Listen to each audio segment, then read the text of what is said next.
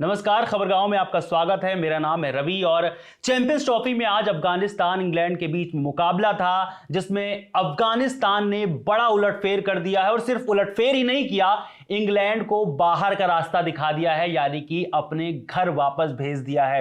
अफगानिस्तान ने इतनी बेहतरीन बल्लेबाजी और उसके बाद इतनी बेहतरीन गेंदबाजी की कि जिसने मैच देखा होगा उसकी एक बार तो सांसें अटक गई होंगी कि कौन जीत रहा है, इंग्लैंड जीत रहा है या अफगानिस्तान जीत रहा है। मगर अफगानिस्तान ने वही करके दिखाया जो उसने 2023 के वनडे विश्व कप में किया था।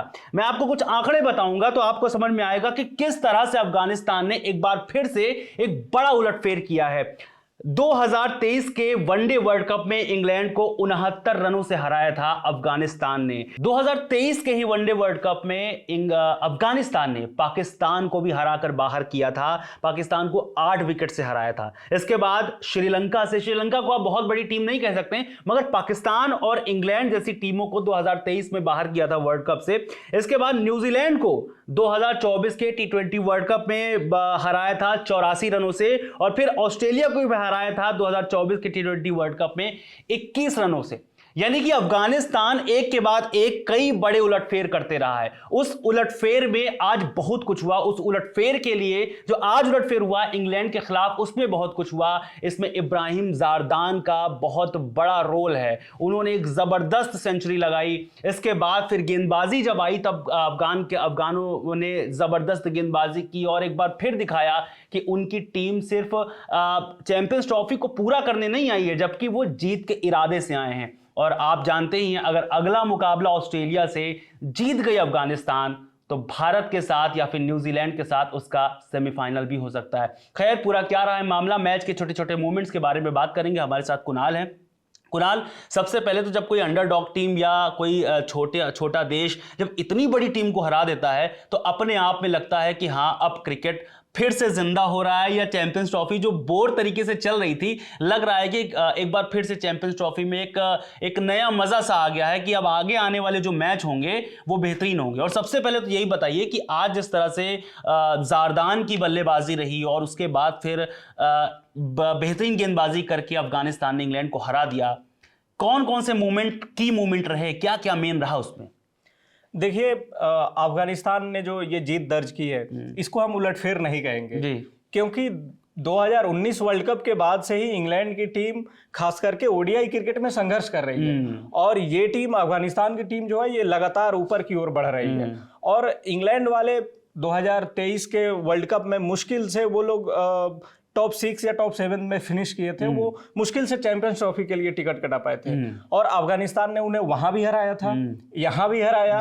तो ये टीम, इसको उलटफेर नहीं कहा जाएगा, क्योंकि वनडे में अफगानिस्तान और इंग्लैंड में बराबरी की टक्कर है। आप लोग कह सकते हैं कि इंग्लैंड बड़ी टीम है, लेकिन जब ग्राउंड पे उतरते हैं तब अफगानिस्तान की टीम आपको उस तरह की टक्कर देगी जो हो सकता है कि श्रीलंका की टीम भी ना दे सके। नहीं, लेकिन जब आप बल्लेबाजों का कंपैरिजन करिए, अब इधर जो रूट, बटलर, फिलिप शॉल्ट, इस तरह के जब बल्लेबाज होते हैं तो फिर कहीं ना कहीं लगता है कि भाई अफगानिस्तान थोड़ा सा तो कमतर या 19-20 नाप सकते हैं। आप बैटिंग को देख करके ये कह सकते हैं कि उनके पास बड़े बल्लेबाज हैं। बड़े बल्लेबाज नहीं, आप ये कह सकते हैं कि बड़े नाम हैं जी, क्योंकि अफगानिस्तान वाले उतने बड़े नाम इनके बैटर्स को नहीं लिया जा सकता। गुरबाज शुरू में आउट हो गए, और हम इब्राहिम जदरान की चर्चा करेंगे ही बाद में, फिर अजमतुल्लाह उमरजई पे आएंगे। लेकिन इंग्लैंड की टीम की सबसे बड़ी कमजोरी क्या रही है कि वो टॉप 6 तक तो उनकी बैटिंग रह ही रही है। वो चाह रहे हैं कि हमारी बैटिंग और लंबी हो। जेमी ओवरटन को उन्होंने खिलाया, और थोड़ी बैटिंग थोड़ी बॉलिंग, इस चक्कर में उनका पूरा गेम खत्म हो जा रहा है। और अफगानिस्तान की टीम देखिए, एकदम सॉलिड टीम है। आपको गुरबाज आउट हो गए तो जदरान अंत तक टिक कर, ज़ारदान पे थोड़ा सा खास बातचीत, क्योंकि ज़ारदान ने जो आज किया है ना, वो एक अलग लेवल पर अपना नाम किया। उन्होंने इंग्लैंड जैसी टीम के सामने, जिसमें वुड हैं, जिसमें आर्चर हैं, तो इनके सामने 100 बनाना, और फिर 100 नहीं 150 प्लस बनाना। और एक बीच को तो लगने लगा था कि भाई मुझे शायद याद आ रहा है, हम लोगों ने कुछ दिनों पहले बात की थी जब डकेट ने 165 मारे थे, 165 मारे थे। ये उनका रिकॉर्ड, अब ये उन्होंने उनका भी रिकॉर्ड तोड़ दिया, यानी चैंपियंस ट्रॉफी के इतिहास की सबसे बड़ी पारी हो गई है अभी तक की। तो ये इनका अपना रिकॉर्ड हो गया है। तो जारदान के बारे में थोड़ा सा बताइए कि किस तरह से इन्होंने अपनी पारी को लीड किया। हम लोग को एक बीच लग रहा था, शायद आप ही कह रहे थे कि कहीं जारदान 200 ना मार दें, मगर उतने ओवर नहीं बचे, फिर नॉन स्ट्राइक पर भी बार बार जा रहे थे, तो वो चीज़ हो नहीं पाई। मगर आज जो जारदान ने किया वो वाकई काबिल तारीफ और गजब था भाई साहब। देखिए इब्राहिम जादरान बेहद खास बल्लेबाज हैं। अब वो चोट से वापसी कर रहे थे, वो चोटिल हो गए थे, तो 6-7 महीने बाद वो वापसी कर रहे हैं। और हमने देखा था कि ओडीआई वर्ल्ड कप में ऑस्ट्रेलिया के खिलाफ वानखेड़े में उन्होंने शतक लगाया था। ऑस्ट्रेलिया जैसी गेंदबाजी के खिलाफ शतक जड़ना कहीं से भी आसान नहीं होता, वहां भी उन्होंने शतक लगाया था। यहाँ भी उन्होंने बहुत शुरू से ही वो अच्छी बैटिंग की। गुरबाज आउट हो चुके थे। आप देखेंगे कि जब इब्राहिम जादरान और गुरबाज जब बैटिंग करने आते हैं, जब पारी की शुरुआत करने आते हैं, तो गुरबाज सीनियर पार्टनर होते हैं, वो थोड़ा एग्रेसिव खेलते हैं।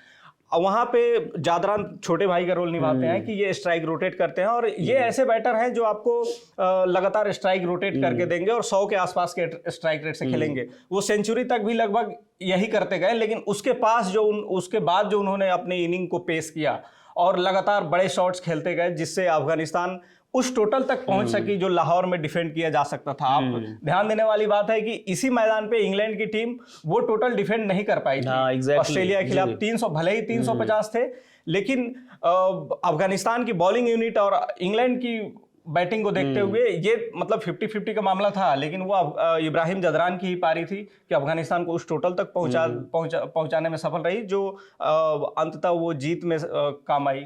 लेकिन बड़ी अच्छी बल्लेबाजी हुई अफगानिस्तान की तरफ से। उसके बाद फिर जब इंग्लैंड खेलने आई तो शुरुआत का लगा कि भाई हाँ इंग्लैंड मैच में बनी हुई है।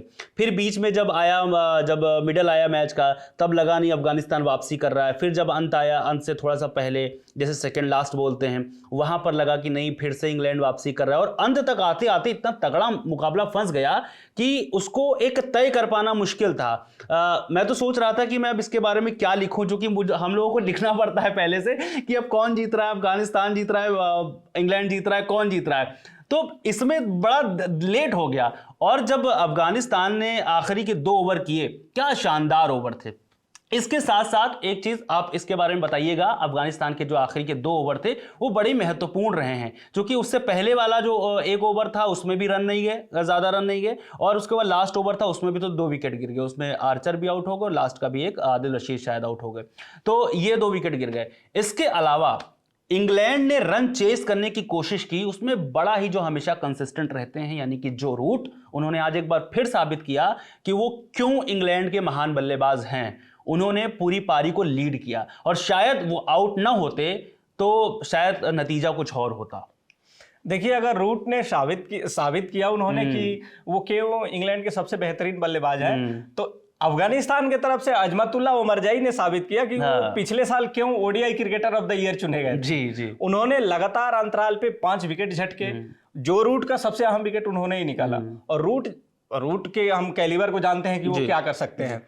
तो वो जब तक क्रीज पे थे, इंग्लैंड की टीम बनी हुई थी, उनके आउट होने के बाद मैच पूरी तरीके से तो नहीं कह सकते, लेकिन 60-70% अफगानिस्तान की तरफ झुक गया था मैच। उसके बाद आर्चर ने कुछ अच्छे शॉट लगाए, तो उमरजाई की भी बॉलिंग की मतलब उतनी ही तारीफ करनी होगी जितनी रूट की। बिल्कुल। राशिद खान ने भी अच्छी गेंदबाजी की, और ये इत्तेफाक रहा या कह लीजिए ये थोड़ा सा दुर्भाग्यवश रहा कि वो अपने 200 विकेट पूरे नहीं कर पाए, वरना 1 विकेट और लेते तो 200 विकेट भी वो पूरे कर लेते। खैर, ये तो अलग की बात है। मगर जिस तरह से आज खेले हैं अफगानिस्तान टीम ने, जैसे खेला है, उनके देश में क्या चल रहा है, एक अलग तरीके का संघर्ष चल रहा है, मगर उसके बावजूद ये टीम जिस तरह से अपने आप को प्रेजेंट कर रही है, जिस तरह से बड़ी बड़ी टीमों को हरा रही है, एक चीज तो मानना पड़ेगा कि हम लोग जो एक होता था कि भाई 10 टीमें कुल मिलाकर विश्व की हैं, उसमें से भी 6 या 7 टीमें हैं जो अच्छा क्रिकेट खेलती हैं। अब उसमें से मुझे लगता है कि जो टॉप 5 की टीमें होंगी, उसमें कहीं ना कहीं अफगानिस्तान अपने को शामिल कराने की कोशिश में लगा हुआ है, और बहुत हद तक वो शामिल करा भी लेगा आने वाले वक्त में। आप देखें कि पिछले साल नहीं, 2023 ओडीआई वर्ल्ड कप में वो टीम लगभग सेमीफाइनल के दरवाजे तक पहुंच चुकी थी। बिल्कुल। उसके बाद पिछले साल उन्होंने T20 वर्ल्ड कप में सेमीफाइनल खेला, और इस बार वो फिर सेमीफाइनल के करीब हैं। अगर वो अगले मैच में ऑस्ट्रेलिया को हरा देते हैं, ये ऑस्ट्रेलिया थोड़ी बड़ी चुनौती है, लेकिन कुछ भी हो सकता है। अफगानिस्तान के खिलाड़ी अपने दिन पे कुछ भी कर सकते हैं। उन्होंने T20 वर्ल्ड कप में ऑस्ट्रेलिया को हराया। तो ये टीम आप बिल्कुल आंक सकते हैं कि टॉप 5 में भारत, इंग्लैंड, ऑस्ट्रेलिया, अफगानिस्तान, ये south Africa, Bharat, England, Australia और साउथ अफ्रीका के बाद आप अफगानिस्तान को रख सकते हैं। बिल्कुल बिल्कुल।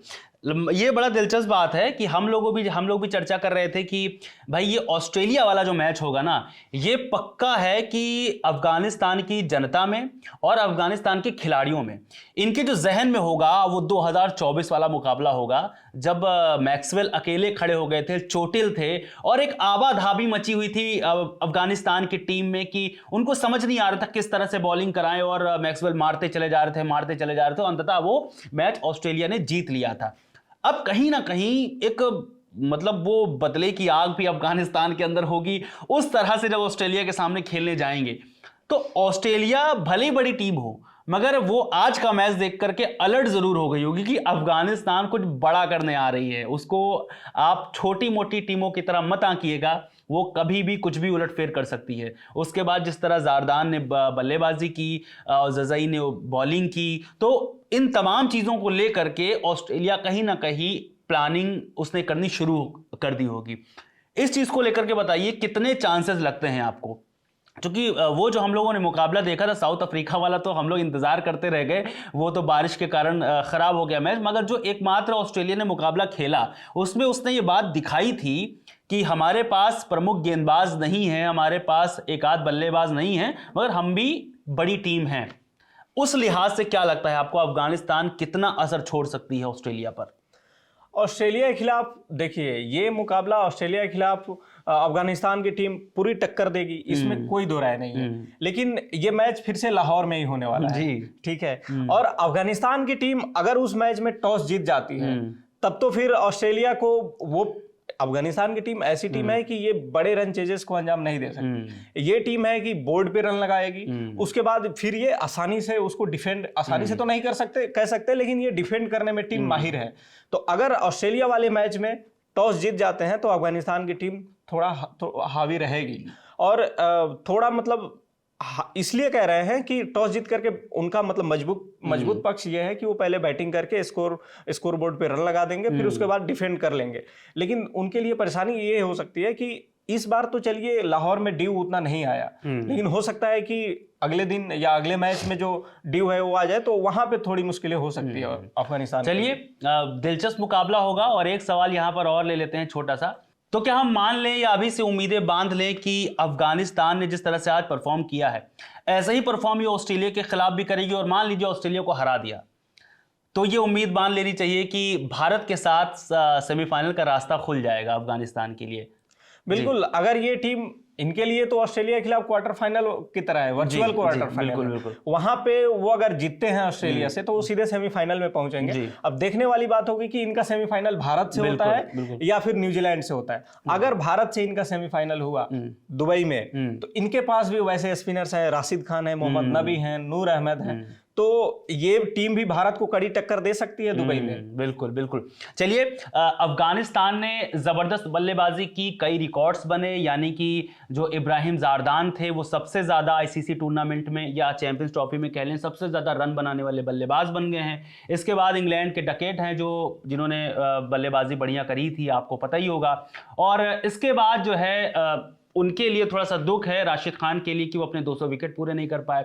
मगर अफगानिस्तान ने आज जो करके दिखाया है वो वाकई में बहुत सारी टीमों के लिए चेतावनी है, कि ऑस्ट्रेलिया के लिए चेतावनी है, आप अलर्ट हो जाइए, हम आ रहे हैं। आपने हमें वनडे वर्ल्ड कप में 2023 में हराया था, मगर इस बार हम पूरी तैयारी के साथ हैं। और दूसरी चीज, अफगानिस्तान ने यह भी बता दिया है कि अभी क्रिकेट बहुत सारा बचा हुआ है, यानी कि जो कुछ तथाकथित लोग कहते हैं कि क्रिकेट में अब वो बात नहीं रही, अब ऑडियंस कम हो गई है, अब लोग इसमें इंटरेस्ट नहीं लेते, तो अफगानिस्तान क्रिकेट को देख करके लोग अंदाजा लगा सकते हैं कि क्रिकेट कितनी बड़ी चीज है और क्रिकेट अभी कितना ज्यादा बचा हुआ है, कि नई नई टीमें, अफगानिस्तान जो अंडरडॉग टीम थी आज वो कितनी बड़ी टीम हो गई है, वो अपने आप को टॉप 5 में दर्ज कराने के काबिल हो चुकी है। कब वो किसको हरा दे अफगानिस्तान, कुछ भी विश्वास नहीं। फिलहाल कल होगा पाकिस्तान और बांग्लादेश का मुकाबला, हम आपके सामने फिर से हाजिर होंगे। उम्मीद है उनके देश में होस्ट हो रहा है, तो कल कुछ अच्छा करके वो दिखाएं। पाकिस्तान से ये उम्मीद हमें जरूर रहेगी। आज के लिए इतना ही, बहुत शुक्रिया। कल हम फिर से हाजिर होंगे।